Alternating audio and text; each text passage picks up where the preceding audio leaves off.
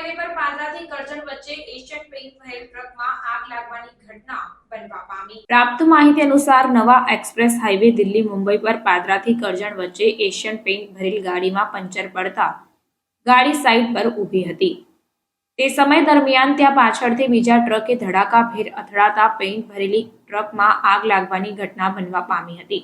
ત્યારે આ ઘટનાની જાણ કરજણ ફાયર વિભાગને કરાતા તેઓ તાત્કાલિક ઘટના સ્થળે પહોંચ્યા અને સતત પાણીનો મારો ચલાવી આગ ઉપર કાબુ મેળવ્યો હતો।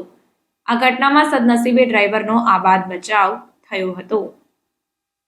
રિપોર્ટ નઝીર શેખ સાથે કેમેરામેન ઇલિયાસ મલિક, વડોદરા।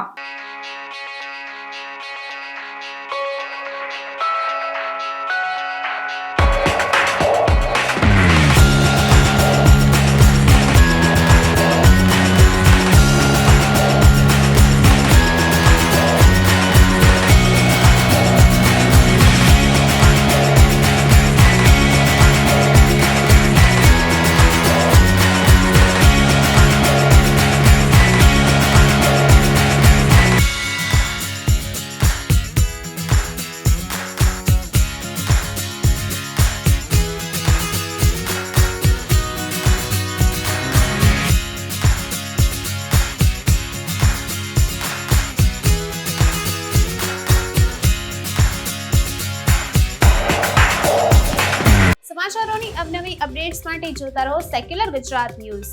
સાથે સેક્યુલર ગુજરાત ન્યૂઝ ચેનલને લાઇક, શેર અને સબસ્ક્રાઇબ કરો અને બેલ આઇકોન દબાવીને સમાચારોની ઝડપી માહિતી મેળવો।